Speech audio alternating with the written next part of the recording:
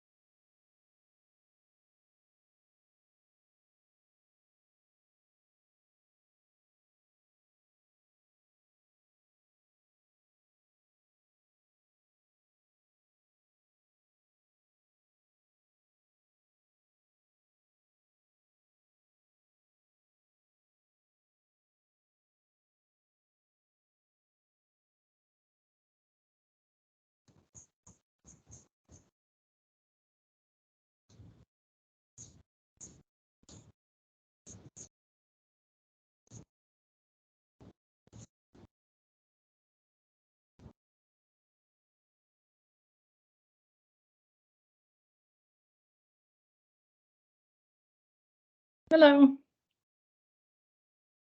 Hi, hello. Nice to meet you. Nice to meet you. I'm looking forward to the panel discussion.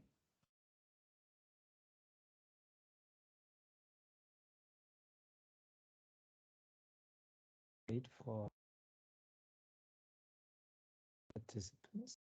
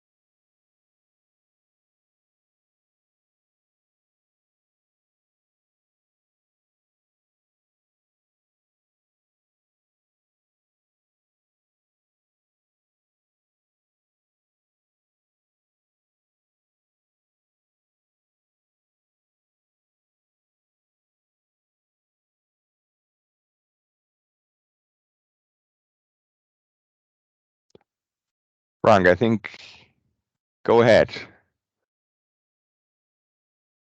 Okay. Are we just 3 people in the room? Yeah, I'm trying to move the others, but I don't know, they Okay. get lost in translation as it Somewhere. seems. So please go ahead. Okay, let's see. I will share my screen because I tried to upload the presentation, but it doesn't work. So can you see my screen? Yes, we can. Okay, perfect. Because I can see you.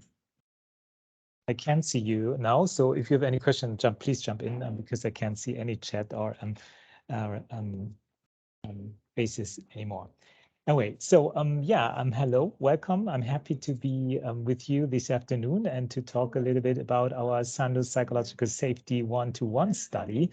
And I think it's an interesting topic. I listened the last 5 minutes of Kerstin's presentation. You also mentioned psychological safety, and I will present to you a study we run this year, and I think it's maybe also a good basic for a discussion afterwards.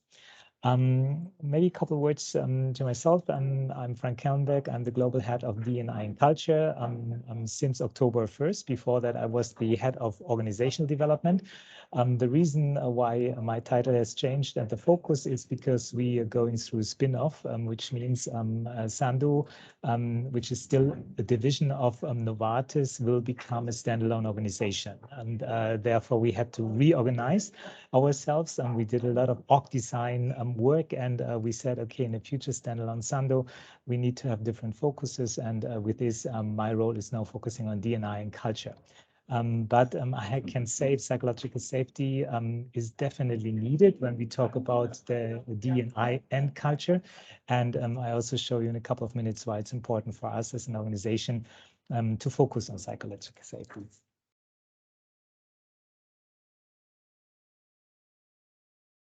No. Yeah. So next slide. What I have to mention is when I talk about the study is that it was a really good collaboration, an inspiring one, as you can see here. As I mentioned, so it was we at Sandoz, we were the driver, but we also collaborate with other organizations in the Novartis organization and also with external partners. And we were very happy that we could involve INSEAD as well as Ludwig Maximilian University of Munich and More Than Know, a company on behavioral sciences in the UK. And I think it was a really fruitful cooperation because we had great discussions how to set up this study, and we wanted to have a very robust study. And that's the reason why we had this collaboration with all these great organizations.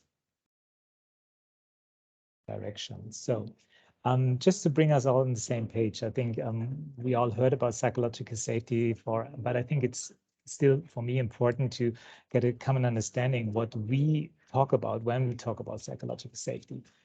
We are focusing on the definition of Amy Edmondson, which you can see here. And she said psychological safety is a shared belief held by members of a team that the team is safe for interpersonal risk-taking. And we were in contact with Amy Edmondson. I had a lot of discussions, and she said, okay, it's a very specific construct, and it looks into teams, but it's also kind of trust. So it's a specific art of trust, and this is also how we see it. That is trust between team members and within a team. And as you all know, and this is also what you can read in a lot of research outside, that it's linked to important organizational and personal outcomes. And here for us, it's really important to look into productivity, learning, innovation, engagement, but also speak up.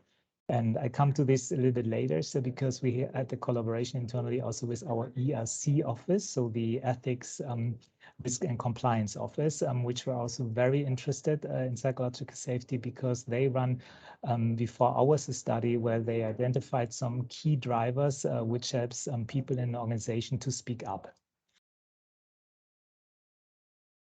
Again, why does psychological safety matter at us or for us at Novartis and especially at Sandoz? For us, it's one of the key drivers to achieve our strategic priorities. And it's not just linked to culture, but also business goals. And it's part of our yearly priorities. And we started to have it as a key enabler in our priorities last year. And it's again one of the key priorities this year and a key enabler in the key priorities. And the reason is because what we have seen in a lot of surveys, and I mentioned some of them later, that people felt in the past not really safe to speak up and to say what they think, to ask questions, to challenge also some of our topics we discuss internally. So that we said, okay, we definitely need to look into this area and to need to improve psychological safety in our organization.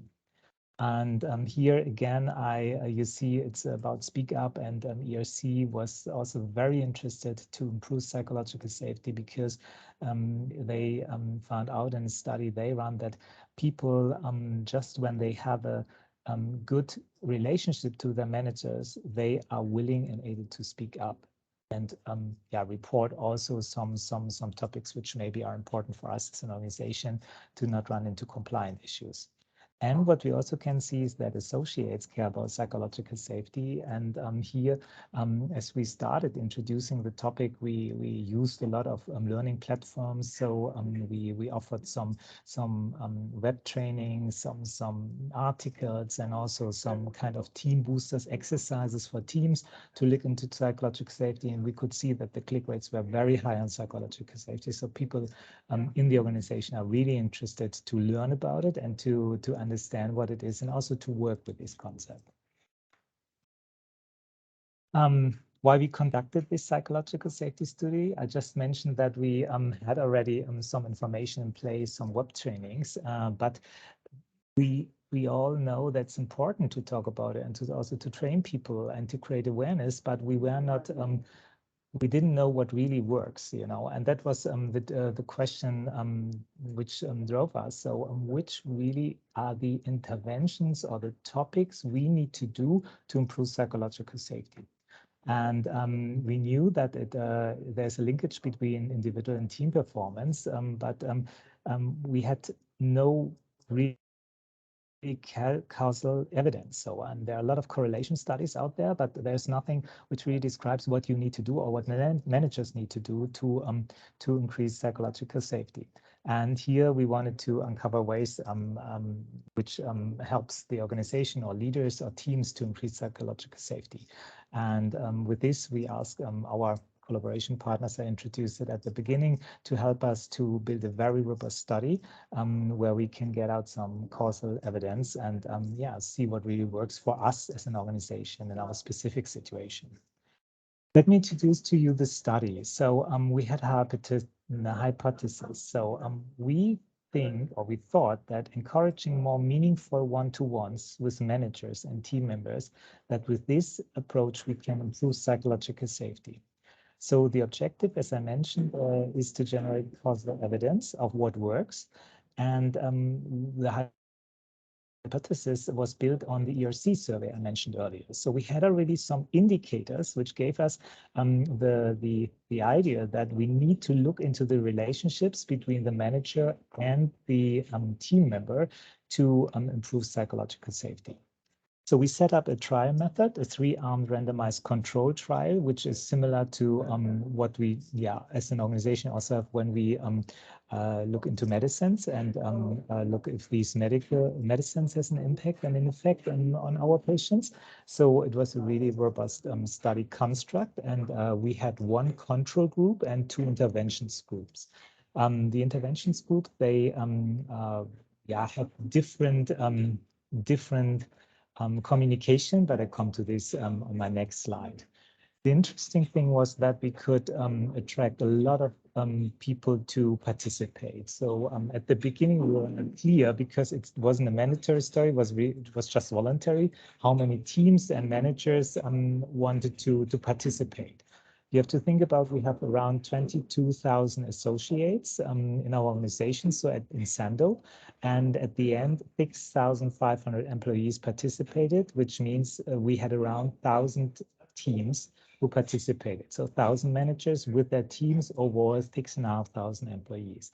And that's amazing. And that was also how we could engage and motivate INSEAD and LMU, because they didn't receive any money from us, but they were really interested in the data. And they said, okay, this is really a big study, big experiment with a lot of data, a lot of people, and that's really where what we're looking for, you know, to have these big studies where we can get data out and work with.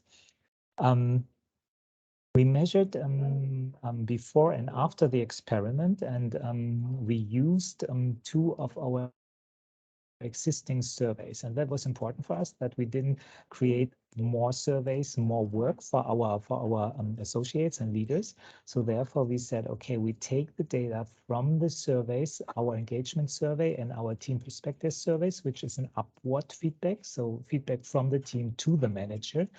And we use the data before and after the study. So normally we run our voice quarterly and our team perspective survey twice per year, so in a 6 months rhythm, and that gave us a great basis as from data. And we also asked the participants to answer very short questionnaire about the meeting habits. Yeah, so because that was also something we were looking into it, where we said, okay, let's see if something has changed based on the intervention in terms of the one-to-ones, the meeting habits, patterns. So let's come to the interventions group. So the control group, as you can expect, they didn't receive any additional information than just a simple message on informing them that they taken part in a psychological safety study in our experiment, and we would like to use their anonymized workplace analytics data. They had a change to drop off to say, no, I don't want this. But we haven't seen any drop off, so people were fine with it.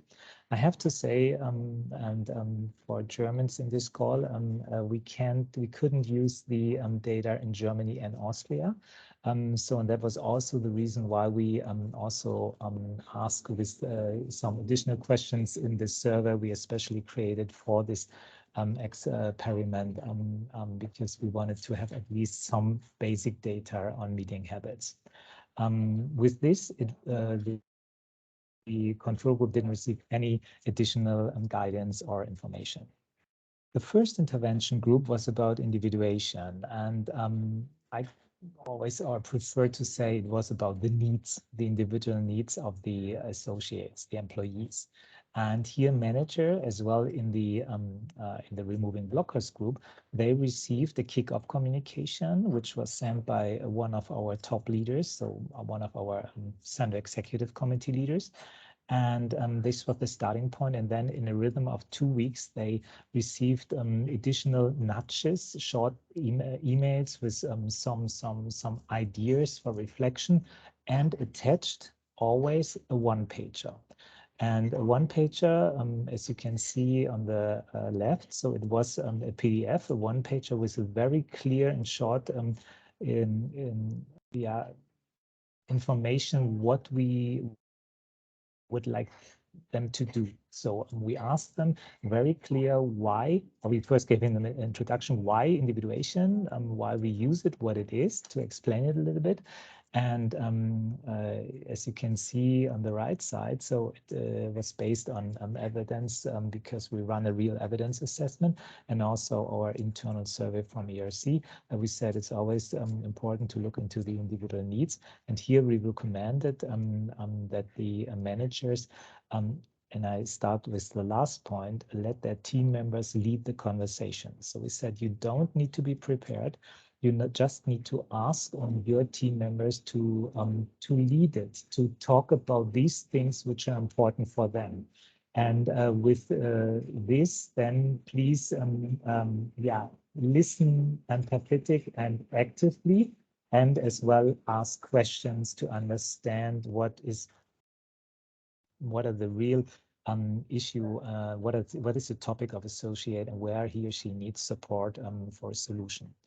And that was it. So nothing more. So really clear, very short instruction what they should do. And at the beginning, we were a little bit yeah, I'm worried about how many feedback or questions we received, because my name was in the email if they have any questions.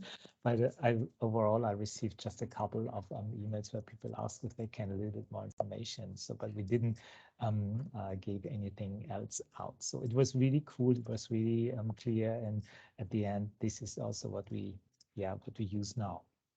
The next intervention group was about removing blockers. And here we also got the information from the ERC survey that goal conflicts, they lead to lower psychological safety.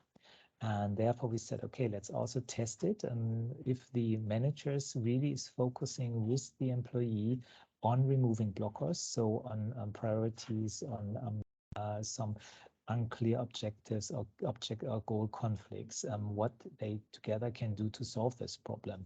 And you can see it on the right side.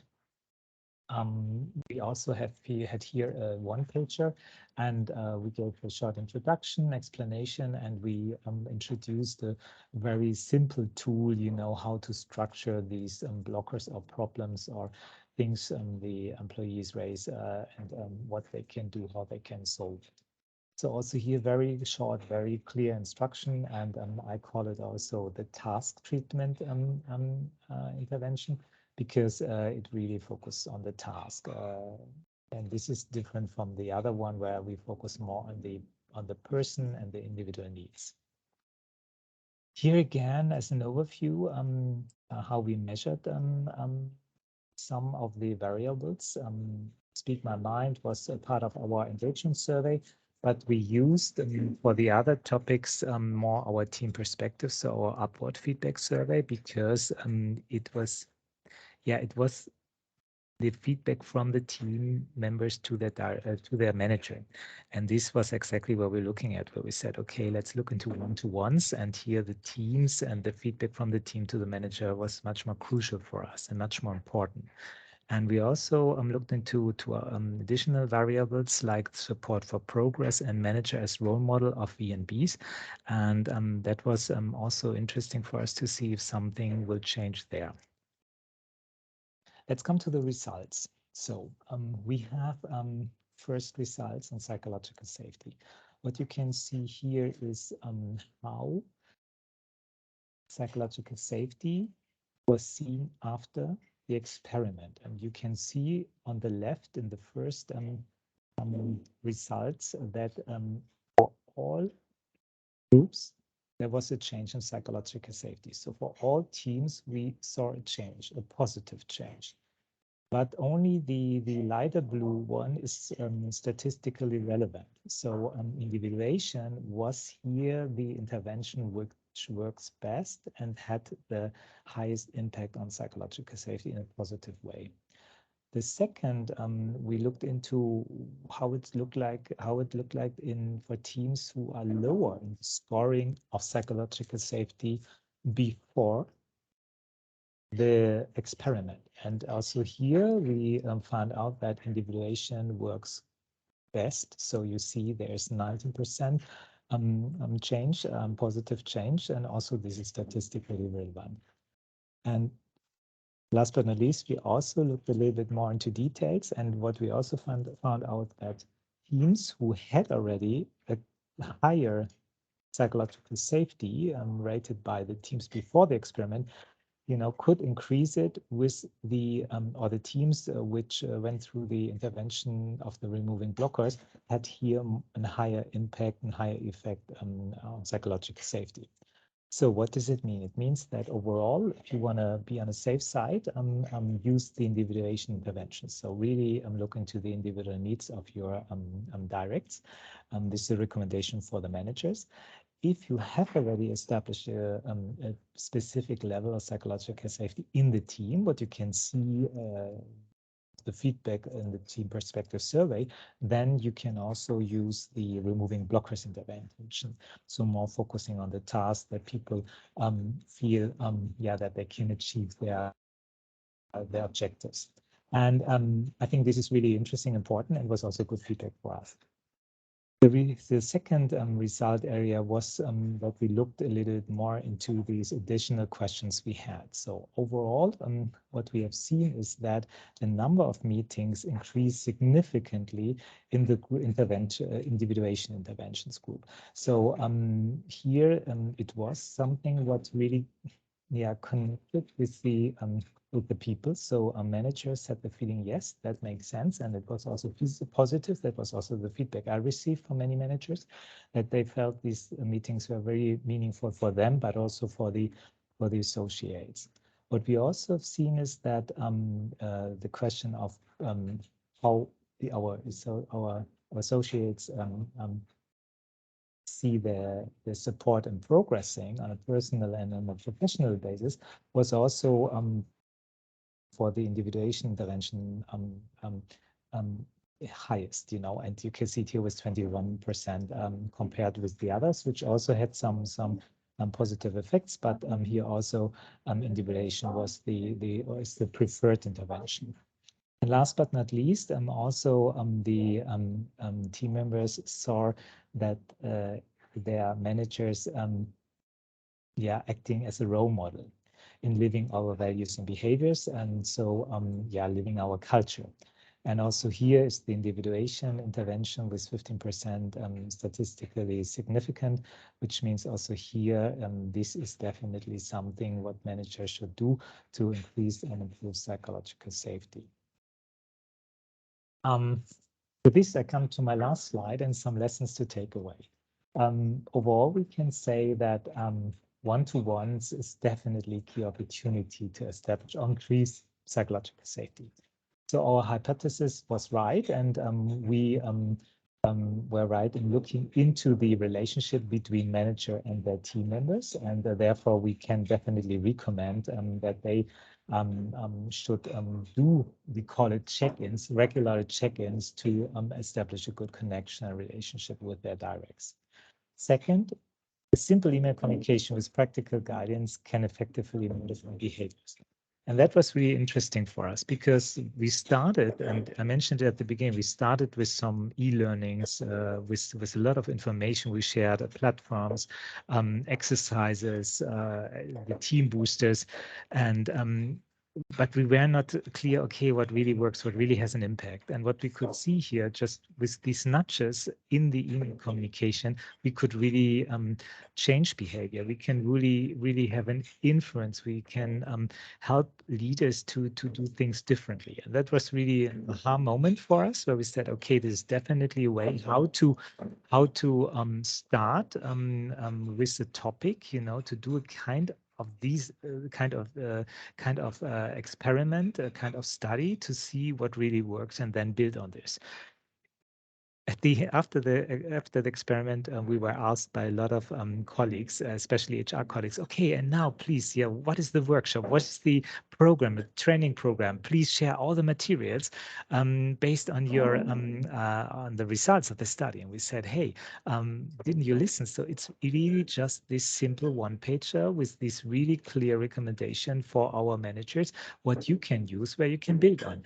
And it was a learning process, but now I see in many countries that they, based on these one-pagers, they build very nice small interventions, small videos, small workshops, which really focusing on what we found out what really works. And what works is individuation, so that works best. As I said, if you wanted to take just one lesson out of it, it's really focusing on individuation, do your one-to-ones as a manager, focusing on the individual needs and ask and listen empathically, and then work together with the associate on the topics. Removing blockers, as I said, appeared more effective for teams with already a kind of psychological safety. So if they have established already a psychological safe environment, and what we have also seen is that that our team perspective survey, so the feedback which was really the survey which is really focusing on the team and the team feedback from the teams to the managers was more accurate and in a way of measuring psychological safety. Normally, we just report our voice results through the engagement survey, but what we've seen is that we really need to go into more specific surveys to be accurate measuring something. And last but not least, we also can give the managers the recommendation, if they do something, they will be seen differently from the team members. So we'll get better feedback on how they support the personal progression of the team members. And they were seen as role models in our culture and behavior. So which is an additional benefit and a value add for them. And with this, I say thank you, and I hope you have some questions and we can start a dialogue around this. Great. Thank you, Frank. First of all, any remarks, any questions?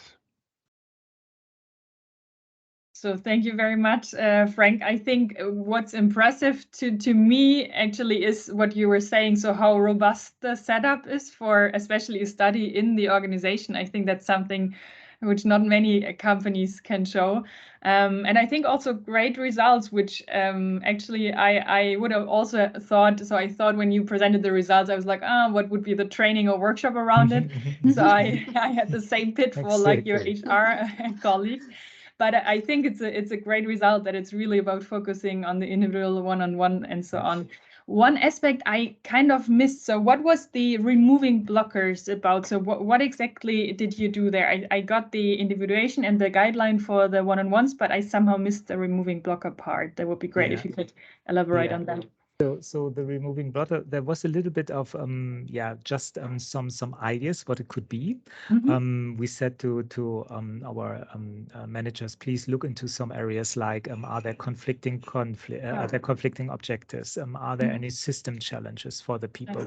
Is there some disruption in collaboration and things like that? So we just gave some ideas. So we didn't want to force them to go into one or the other direction. But what came out, and that was also interesting, because we received from feedback afterwards, that collaboration was one of the most mentioned topics. So which really hinders people to achieve their goals. And this is, by the way, our not really new project, but this is something what we took from the feedback, and we now working on this in terms of, hey, how can we improve our collaboration between departments and organizations.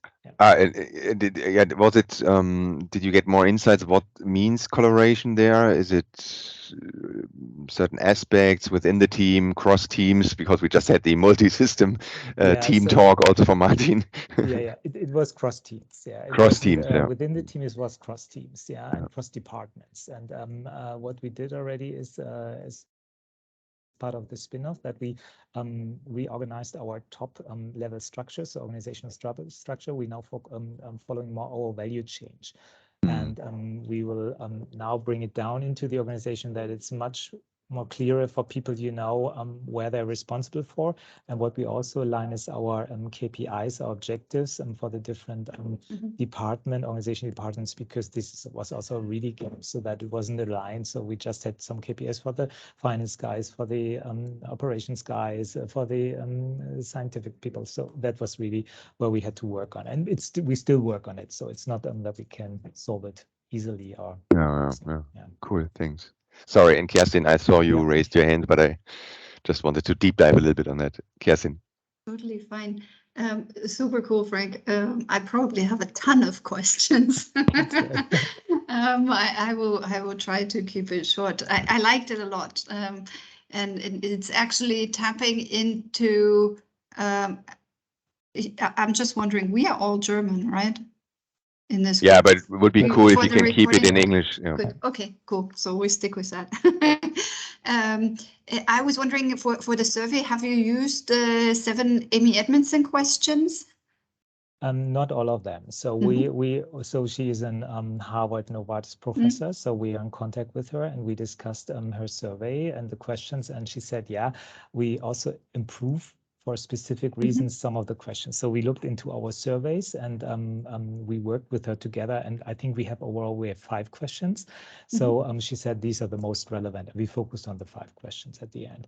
But now for the teams, to give them the possibility to also specifically measure on psychological safety, we went back to the 7 questions. But for the study, we focused on 5. Mm-hmm. Super interesting. We're not quite there yet, but I've piloted now with 2 countries the 7 Amy Edmondson questions on psychological safety, and that's why I found it super interesting how you then dealt with the outcome and how you feed it back. We are starting, or I am starting kind of from a similar premises to say this is not an HR topic. It's a topic of everybody, and it's a leadership topic. Yeah. So it needs to get into the dialogue within the organization, have some awareness, but also have some facts. That's why we started drawing on those 7 questions, and maybe we can have a one-to-one deep dive sometime on the different nudges you mentioned, because that's going to be the next step for us. How do we get it into the organization, and how do we get the dialogue floating? Yeah. No, Super. Definitely happy to Cool. do this. Super. And maybe just one last one. You mentioned you didn't take the German and the Austrian data set, or couldn't take it, if I understood correctly. Was that due to data privacy laws? Yeah. Okay. And we had discussion with Works Council, but they didn't approve it, and I said no, we can't do this. So that, exactly. And therefore, we needed to establish these additional questionnaires so that we at least get some data from the German and Austrian organization, because Germany is a very big country for us, and really important also to have some data. So and the size of your input is phenomenal. That really qualifies for a grant study. We are very limited from a headcount perspective, but what we did with the social partners, specifically for Germany, we aligned with them beforehand on the topic, so they knew I was kind of breathing and thinking on that topic. And they actually supported it, because they saw that we were doing something for the employee and not for controlling or KPI purposes. And in the end, they were the advocate for the survey, which was really helpful. Cool. For the German entity. And in Finland, for example, we didn't have that discussion. We pulled it with a pulse check, but for Germany, we also went via an external provider, so that we don't sit on the data, but the external partner is. Okay. So, and that was a little bit our challenge, because we said, okay, and this is also a little bit our mindset. We are always pragmatic. We want to be simple. So we always have to keep it simple, be smart, have smart solutions. And that was the reason why we said also together with the external partners, we need to really focus on the things, because we don't have so much time, and we really needed to have one window in the year, so where we could run the study, because so that we can use the data before and afterwards, and not run into year and all that stuff. So we had a lot of pressure. We really had to push people, to prepare and do this. So, but at the end, it was successful, and it gave us a good foundation for follow-ups, for kind of studies, experiment in this kind of super direction. cool. Exactly. Really like it. Thank you. Congratulations. Maybe one question from my side. Thanks. First of all, I really like I'm coming from a quite scientific background, and it's hard to get an organization to invest in a study like that. So 2 thumbs up for your company to support that. Thank you. I was really curious about that. The control group had also quite tremendous gains in psychological safety, but also the other things. In the control group, did I understand it right? They were only done the nudges thing, but not the 2 interventions, or what was done in the control group? Nothing. So we just just at the beginning, we informed them that we run a project on psychological safety. And I think that was enough for them to also to improve it a little bit. So it was nothing more. They just received the initial communication where we told them we run this, we will use the data. If you don't want this, please drop out. Otherwise, we will also take your data.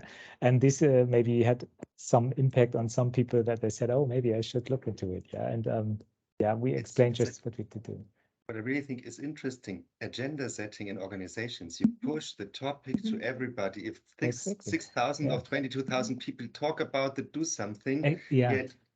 And this is exactly, and this is also what we thought. So because people, they were, and this also is a little bit especially for our organization. So because we are working in this area of, we have a lot of scientists, we have a lot of studies, this is bread and butter, for a lot of people, and they're interested in it, and therefore they also communicate or talking about it. When we have a study like this or an experiment, for sure they shared it with the people. I said, hey, it's cool, and also the reactions I received from the managers, because I was mentioned always as a contact in the emails. They said, hey, it's really cool because the meetings I have are really meaningful for me as well, not just for my directs, because they said it's completely different. I don't need to prepare, just go into the meeting, ask questions, and then they talk about it, and I heard things I've never been aware before. So it was really cool. It was really a great experience for a lot of people, and that was good. I think it was a good starting point. Yeah, what I really like is it's such a small intervention. Having one-on-one dialogues, it's so easy. You don't need to be trained for hours. You don't need much for that. Exactly. And that was also what I said. So that was a really surprise also for our organization, because as I mentioned, so they asked us afterward, okay, what kind of training workshops do we have? And they really asked us for, and we said, no, we don't need it. You see it. It's really clear. You don't need always a big or long training. And what we're still doing is, and that's important, we continuing the communication. We continuing with nudges. So it's not that we on this, focused every second week, but we use it, we continually use it, and we continue present it again and again in town halls and leadership meetings, so that they always hear it. And it's really interesting, because at the beginning we received feedback when we talked about psychological safety. A lot of people say, what is this, new term, psychological safety? Can you give us another term? And we say, no, because it's important to talk about exactly this. And now it's normal in the organization. All people, they use this and they want this and they are proud of it. And I said, no, this is definitely what we need, and we need to work on this and all these things. It's really cool. Kerstin, right? You raising your hand. I can totally confirm on that. And you see me smiling the entire time. I've had, I would say, almost exactly the same thing from in the beginning, especially on leadership level, referring to what the hell is psychological safety, a new buzzword, and do we need that? But once it's out, and we are also in the midst of a transformation right now, and in one specific area, I've introduced it and introduced the concept.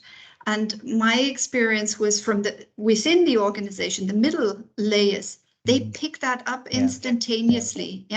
And they instantaneously get what you talk about when you say it's about trust, it's about inclusion, speaking openly, and so forth.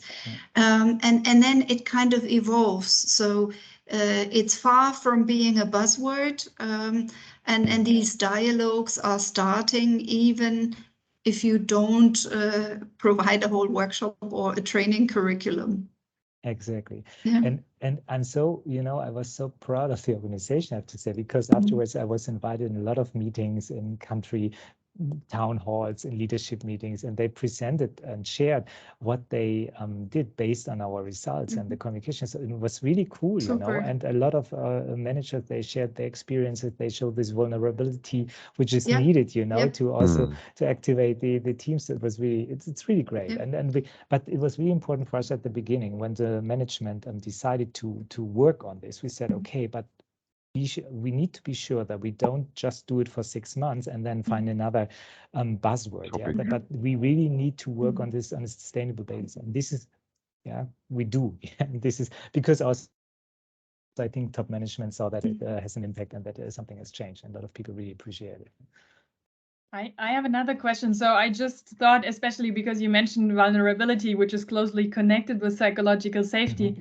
I mean, there's so many great resources around Brené Brown and Amy Edmondson, so many TED Talks and books and stuff. So I'm wondering, are you using that as well to give the nudges to the people? Because I could imagine really breaking it down and translating it, because they are so inspiring and powerful to really give that to the employees so that they can implement it. Exactly. And this is where I linked it at the beginning. So we started with this. So when we introduced this topic, so we started with exactly these kind of videos, nudges, where we said, hey, and we also invited Amy Edmondson, for example, for some sessions to Novartis. And for sure, this also, grounded this topic. You have a little big bit, advantage there. yeah, we still have it. Super cool. we still have it because it's she's a Novartis professor, and we are going through the spin-off. So that means Sandoz will lose all the connections. Yeah, so, but definitely, yeah, that's helpful. You know, You've harvested them already. yeah, exactly. And Frank, question from my side. So just for maybe the definition again, because yesterday I heard a wonderful definition in terms of safe to speak up, or psychological safety is I'm allowed to, or I can say everything, or I think it was even about self being at the end. I can bring myself to work and say anything or do anything without fearing that the core of my personality is hurt. And that was kind of a new twist to it, because normally I had this psychology safety or safe to speak up in terms of I can say or do anything without fearing You're breaking up, Ben. aggression by not getting bonus or not getting promoted next time or so. So I think my question is, maybe I missed that. Do you have like a clear definition, or how do you put all this psychology safety together with self being safe to speak up and so on? Yeah. So at the beginning, we had we worked together with communications some weeks on our own definition. Yeah? We said, okay, let's find our specific Sandoz psychological safety definition. What does it mean for us, so that we can differentiate.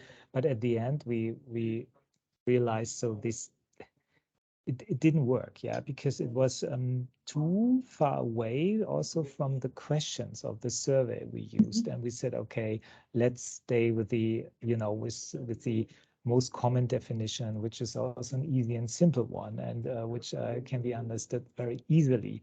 And therefore we said, okay, we skip all these great material we had at the beginning, where we said Sandoz is creating this blah, blah, blah. And exactly what you said also, you don't need to fear, and it helps us to achieve, and so on and so on. We said, no, let's skip it. Let's really focus on a clear, simple definition and refer to, and we are referring to the questions of the 7 questions Kerstin mentioned. So from the survey, because we said this also helps people to link it, to these 7 areas and to work on this. And at the end, it was, the best way we could do. So for us, it okay. better. And just second question, and then I'm sorry, I have to drop out. I have to check in the other call. What about this safety or the psychological safety for leaders and or maybe functional people who work in other departments, like we OD people normally go into another departments? And did you somehow find this out in your survey? Could you lay it, for example, about hierarchy? So was it also safe to speak up for leaders to their managers, and or what about the safety to say, for example, as an OD person, sorry, dear business leader, what you're doing here is totally terrible. Any findings there? Yeah, so we couldn't look into the functions. We just looked in the teams, and for sure also higher level teams. And what was interesting, by the way, we couldn't see any differences in other criteria or demographics, for example. Yeah, we couldn't see any differences in nationalities, or from Asia compared to America. We couldn't see any differences between female, male. So that was really interesting. And it was really because we were looking at it and said, okay, there must be something, but there wasn't something, and that was really interesting. So we just we couldn't say there are differences in these gender or nationality background. So and that hierarchy. Was also, no, so we didn't really look into the hierarchy. We could say we involved a lot of teams of different levels. So and we know that so leaders are part of other teams, and also there was no difference that we could see anything that so that was really interesting. So it was a very surprise for us as well, because we thought we could also use different data which helps us to go into some groups, but no, wasn't. Oh, interesting. I understood, Bernd, there was just a pop-up that said we have 10 more minutes here. Yeah. So please be back at 3 sharp in the other call. Then we do the panel, bringing it together. Frank, I don't know if you want to join. If you have time, feel free to. Thank you already from my side, but you have 10 more minutes to discuss or elaborate a little bit more. I just will jump in the other call. Thank you. Bye. Hi, Bernd. Did you do the results consolidation on, let's say, like on group level or team level? So, and this was a little bit tricky also, you know, so we couldn't go into really detailed areas. So it was more group level. We said, okay, let's look into the group. And then we have this data, but we as Sandoz, we can't access it. And we asked our external partners to look into it, but they said, okay, there's nothing really important or relevant what could help us, you know, in these areas. Exactly what I mentioned also with the demographics. So, but it was really, and it was also because we asked them, how could it be? And they said, okay, yeah, but we were really focused on the questions we had. This was based on how we structured the study. So, because we also said, okay, can we also say that this has something to do with trust overall, you know, between, to say, no, we just looked, you know, into the teams and the relationship between manager and direct, so we can't now afterwards say anything about other constructs or criteria. And that was also very interesting for us as well. We said, okay, it was really focused. We are faced similarly in some instances, like we can go a bit deeper because the teams are more than 5 people. So you can have a team view. But in general, we looked at the consolidated group perspective as well. But we looked at the spread, also die Verteilung, rather than averages, because the averages don't tell you so much in that regard. Yeah, that's true. And we can use some of the days when we look in just one of the surveys at the end, then we can also get some data out of it. But it really depends on the questions you have and what you're looking for. Thanks very much for sharing. Cool. Super cool. Thank you. I would be really interested because you were mentioning that your role is transitioning and the spin-off is happening. So I also joined a company a couple of years back, right after they spun off from a bigger company. And I could imagine that this is also great timing that you've now really put psychological safety and the understanding for it in your focus. So I would be really interested in your view. Do you think it makes a difference? What's your hypothesis on how psychological safety really supports you throughout this massive change? I think it supports us because what we did, so now my focus is more on culture and D&I, and we said, okay, if we go through the spin-off and become a standalone organization, we definitely need to further develop our culture. And we said, okay, we have, or under One Novartis, we definitely were part of the culture journey. And it was also a great journey for us because we also experienced a difference in the culture. And it's about inspired, curious, unbossed. These are our values. And we said, okay, maybe that works for Novartis, but not for us, you know, because we are different, operating in different environment, different company and so on. And we said, okay, what can we do? So let's further develop it. And we had an initial workshop with our Sandoz Executive Committee and discussed what we can do. And from the beginning, it was clear we want to have a kind of co-creation. So, and which is completely different what the approach of Novartis looked like a couple of years ago. And I think that was, some implications we had based on the studies as well in psychological safety, that our management, our top management said, okay, no, we can discuss a lot and we can think about this direction or that direction and then the value we need, but we need to listen to our people. And then we had a workshop, which was great. So, but they said, okay, let's keep these results and now let's ask our people. So we just closed the survey last week, and it was amazing. Also, there was a high participation and a lot of comments. So because we asked a lot of open questions and we didn't receive we didn't expect it. So we needed to involve an external agency to go through all the answers. And we are now really looking forward to get the results beginning of November to see what our people say. And I think this is what definitely has changed. Yeah, that also management is willing to listen and to really hear what our people say in terms of, hey, how our future looks like. And super grounds to start from. Yeah. Great. Yeah. Yeah, that's impressive. I think that's something you as OD usually have to influence in that direction, but that's awesome that you have a completely different starting point there. Absolutely, absolutely. I was so happy, because when we had the discussion and we had this kind of idea and then we placed it there and then they from the beginning jumped on this and we said, okay, can we also, before we finalize, can we do some focus groups or involve some groups, and said, why just groups? Let's involve the whole organization. We said, yes, let's make it. Yes, it was really cool. Oh, I wish. Yeah, it was really good. So now let's see, let's Very wait good. what kind of results we get, and then let's see, how we continue with it. But it's really interesting, exciting, what has changed over the time, last 2 years. Thank you for sharing. That's great. Have a great onward journey. Yes. Psychologically safe journey. Thank you. Thank you. I do need to drop out, unfortunately. So I'll wave goodbye to you. See you later. Bye. Thanks and be in touch. Thank you. Yes, sure. Frank, what I really find interesting is that these one-on-ones are have so much impact. Do you know how much this was common because these one-on-ones are basically on needs, right? I didn't saw the details of what was discussed. What do you need? What is important for you? Yeah. And for us, the most critical question is really, how can I support you? So that was the question we identified was really the one which makes it different, it's related to the needs. So that was more about what do you need, but the question was, how can I support you? It was the focus is on the employee, and but it's also about support. So I give you support. I just not ask you, okay, where you struggle with, what do you need? It's really, how can I support you? That was at the end something exactly. And this is when people ask us, okay, what can I ask, or our managers, and we said, okay, ask this question as a starting point, and then let's see, how the discussion runs.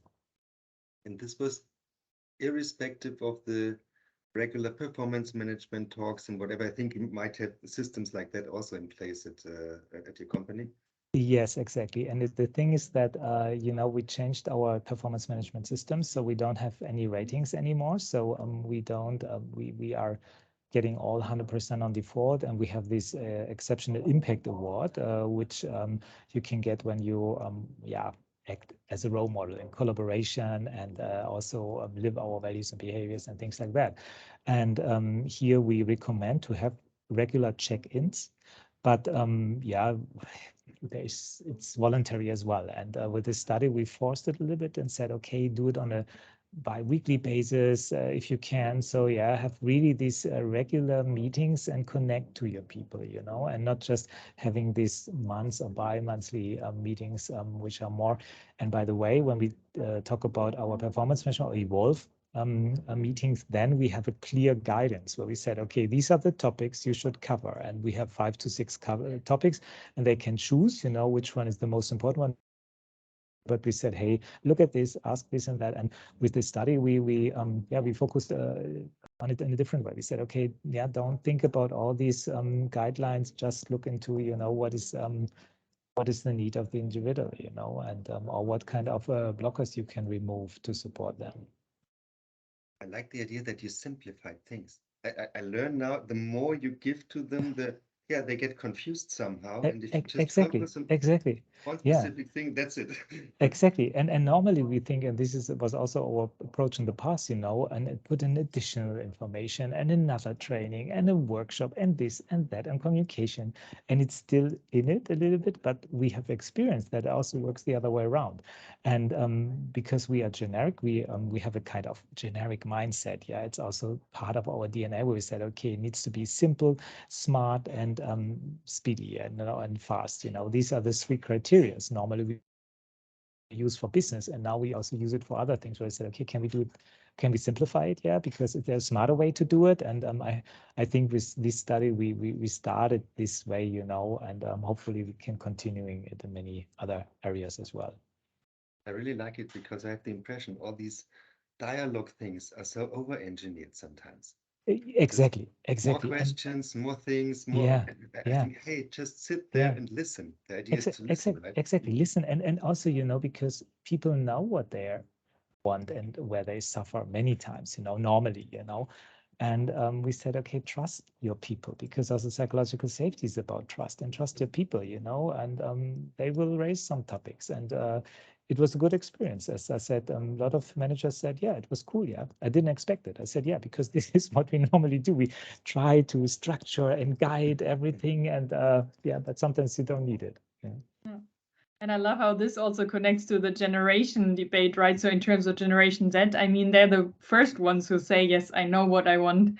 Yeah, exactly. And I think that's really connecting this one as well. So really empowering the people in a very simple but yet very powerful way. Yeah.